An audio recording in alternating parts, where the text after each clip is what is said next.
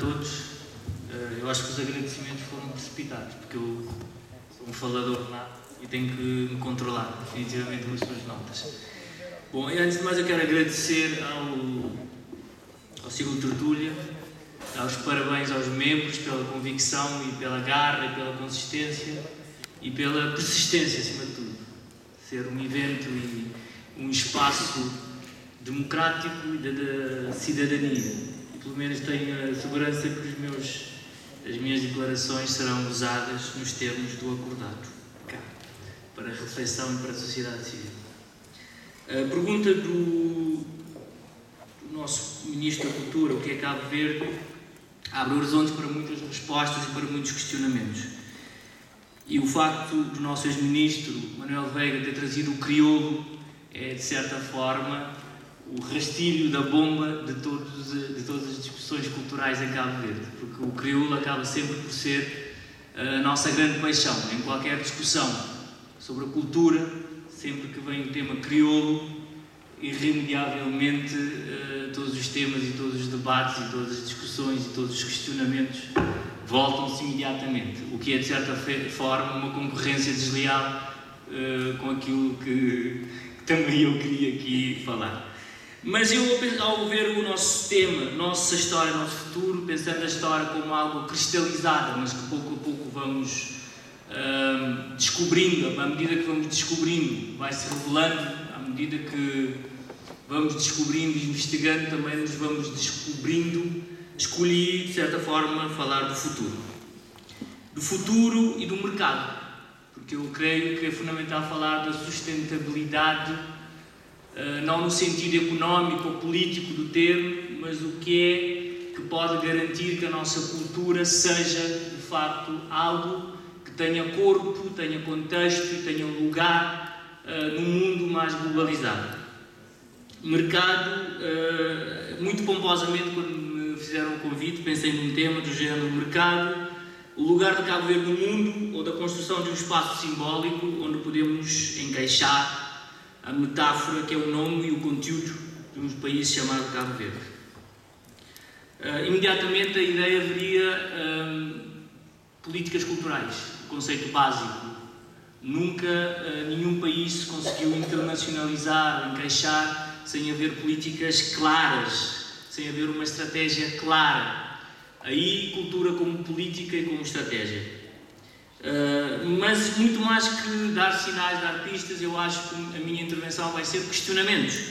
E pergunto como seria possível definir a regra de políticas culturais que intermediasse o interesse público na promoção da cultura e o interesse privado, e qual é o espaço misto entre o público e o privado. E para pensar nisso, escrevi, não um texto, mas escrevi um conjunto de questionamentos, que eu quero que vocês me ajudem depois com as vossas questões. Dar corpo à cultura cabo-verdiana não é uma tarefa de quem produz, de quem é artista, de quem é o ator principal. E eu quero questionar-vos, muito mais do que responder. Por isso, eu queria vos perguntar, por exemplo, o que é que seria Paris sem o Louvre, Lisboa sem a Fundação Calouste Gulbenkian, Nova Iorque sem MoMA, Madrid sem o Museu Reina Sofia, Barcelona sem o MACBA, ou a Fundação Miró, ou a Fundação Tapies, ou a Fundação Gaudí. De outro modo, também como seria, o que é que seria Senegal sem Gorée, França sem Paris, Estados Unidos sem Nova Iorque, Itália sem Veneza, ou Áustria sem Viena.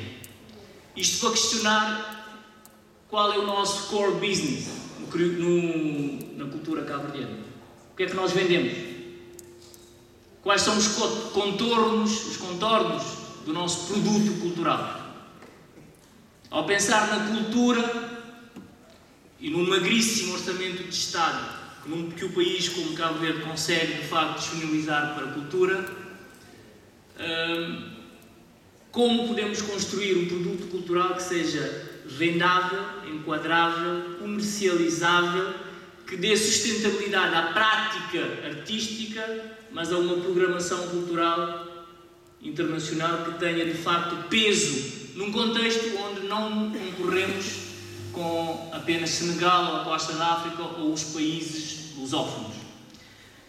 Um pouco em desafio ao facto de saber que o Dr. Manuel Veiga estaria aqui e o meu colega e amigo Mário Luz também estaria aqui, sendo um criolista de paixão e outro, de certa maneira, um pensador sobre paixão e razão.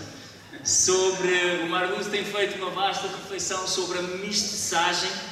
Eu quero ousar dizer que eu penso no mercado da cultura cabo-verdiana e penso que o nosso mercado natural é o português. O nosso mercado natural é o português por causa dos números.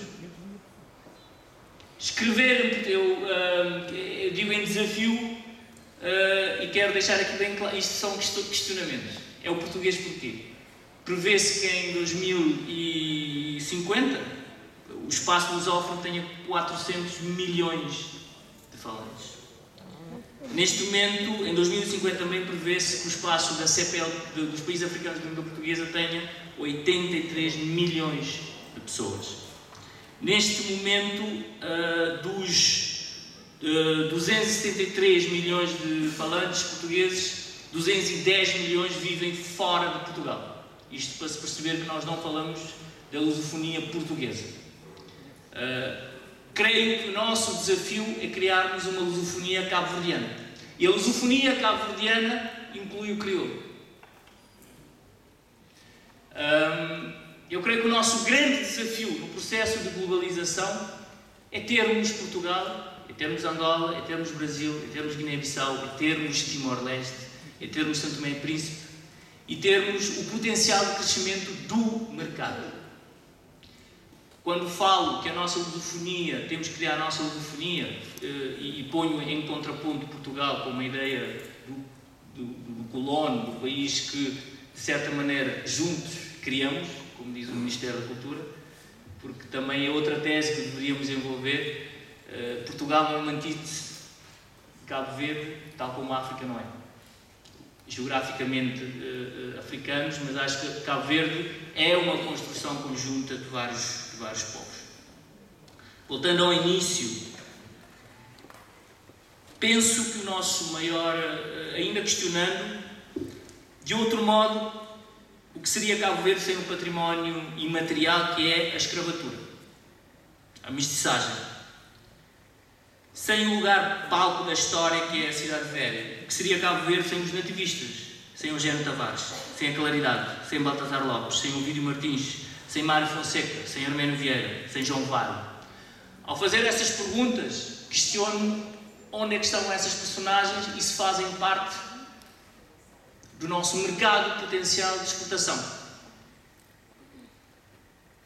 O meu questionamento não é uma evocação vazia aos nomes, aos lugares e ao património histórico, ao património material e imaterial que nós temos, pensando ou alocando esses nomes no contexto da nossa mais-valia cultural. É questionar se nós temos sido capazes de rentabilizar a nossa história com vista a um futuro que de facto nos dê o peso que nós temos a percepção de podermos ter. Inevitável. Estamos a tirar partido do extraordinário legado que Cesário Évora representou para Cabo Verde. Cesário Évora é um património de interesse público, privado ou misto. Como pode Cabo Verde fazer a ponte a partir do legado de Cesário Évora com o nosso passado e com o nosso futuro? Será que a internacionalização da nossa cultura depende de facto só e apenas de políticas públicas? Qual tem sido o papel dos privados? Estaremos a caminho de uma demasiada folclorização daquilo que nós temos como nossa cultura? Questiono sobre a profundidade de nós como nação no momento em que nos vendemos como um país cultural, o tal diamante em bruto. Posto de outra forma, será a escravatura, os movimentos literários e artísticos, os escritores, os dançarinos, os pintores, o português, o crioulo, Cesário Évora, ativos culturais nesta grande bolsa de valores mundial da cultura, neste mundo atual? Como podemos tirar partido dele, desses ativos? Como construí-los como ativos? Ou seja, a perspectiva de um país pobre, entre aspas, de um país com discursos limitados, muitas vezes contrapomos um país rico culturalmente. Um país que, se calhar, tem na cultura a sua grande fonte de exportação. O questionamento é se, ao longo dos anos, temos tido uma estratégia para, de facto, projetar de uma maneira consciente, estratégica, os nomes que fazem e dão corpo ao conteúdo da metáfora Cabo Verde. Eu, se calhar, ousaria dar uma resposta para qual seria a solução. Eu acho que a solução para sermos, se calhar, mais internacionais, mais globalizados, passaria por nós sermos mais generosos com a nossa história. Generosos no sentido de facto, promovermos as grandes referências nacionais. De facto, termos ponta de lanças naquilo que é a internacionalização da nossa cultura. Não se pode internacionalizar Cabo Verde a partir do nome Cabo Verde. Cabo Verde tem que ter como ponta de lanças, como teve Cesar Évora, na música, também tem que ter ponta de lanças na pintura, na escrita. Quando falo ponta de lanças, falo de uma estratégia de conscientemente, não só o Estado, mas o próprio privado, promover um conjunto de nomes que, usando o nome, o logo, a logomarca Cabo Verde, promovem-se a si mesmos, mas também conscientemente promovem todo um património, todo um legado que é de todos nós. Como tenho 5 minutos, vou fazer um conjunto de questionamentos. Qual seria a justificação? Que conjunto de argumentos poderíamos, de que conjunto de argumentos poderíamos recorrer para justificar, num país como Cabo Verde, a centralidade da cultura na estratégia de desenvolvimento do país? Qual tem sido e qual poderá ser, em termos de amplitude, o retorno social das políticas culturais? O papel da cultura na transformação da sociedade. O papel da cultura como fator de crescimento de um manancial, de um potencial humano que nos possa fazer ser diferentes, não só no contexto africano, mas no contexto mundial. Creio que Cabo Verde, realçar este aspecto, tem a grande virtude de ser um país que não se pode dar ao luxo de pensar que concorre só com a África ou o seu contexto regional. Os contextos regionais, geográficos, geopolíticos são criados. São estrategicamente pensados e criados. Ou seja, creio que nós podemos ter o luxo e dar ao luxo de pensar global.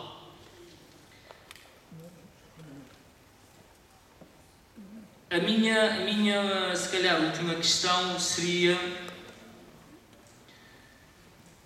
mais uma vez, voltar à questão de qual é o mercado natural de Cabo Verde na questão cultural. Repito, na minha perspectiva, o mercado natural de Cabo Verde, num contexto de competição mundial, é sem dúvida a língua portuguesa. Quando falo língua portuguesa, falo do potencial de sermos não só facilmente entendidos, mas facilmente enquadrados em organizações, em eventos, em contextos onde podemos ser valorizados. Defendo de uma forma inequívoca uma aproximação a Portugal, a Brasil e aos países da língua portuguesa em África, mas defendo de uma forma também inequívoca que o desenvolvimento e a publicitação e internacionalização de Cabo Verde deve ter a parte da rentabilidade económica. Não é possível continuarmos num país em que subsidiamos a custo zero e a fundo perdido a cultura. E está aqui a falar-vos um homem que eu vejo-me ainda como artista, independentemente da posição que se possa ter ocasionalmente e transitoriamente. eu não defendo a cultura subsidiada indefinidamente pelo Estado e pelos privados. Eu penso que o futuro e a sustentabilidade da cultura como uma fonte de rentabilidade do país tem que passar pela criação de um mercado que sustente não só a criação e a produção cultural dos artistas e dos criadores nacionais, mas também que ajudem e sejam uma fonte de receita para o próprio Estado. Eu sei que isto não é uma conversa muito típica de artistas, mas eu acredito sinceramente que só criando fontes de rendimentos próprios é que os artistas cabo-verdianos, também eles, poderão ter condições condignas de continuar a fazer o seu trabalho e continuar a representar Cabo Verde nos 4 cantos do mundo. Eu agradeço e estou aberto a perguntas, obviamente. Obrigadíssimo.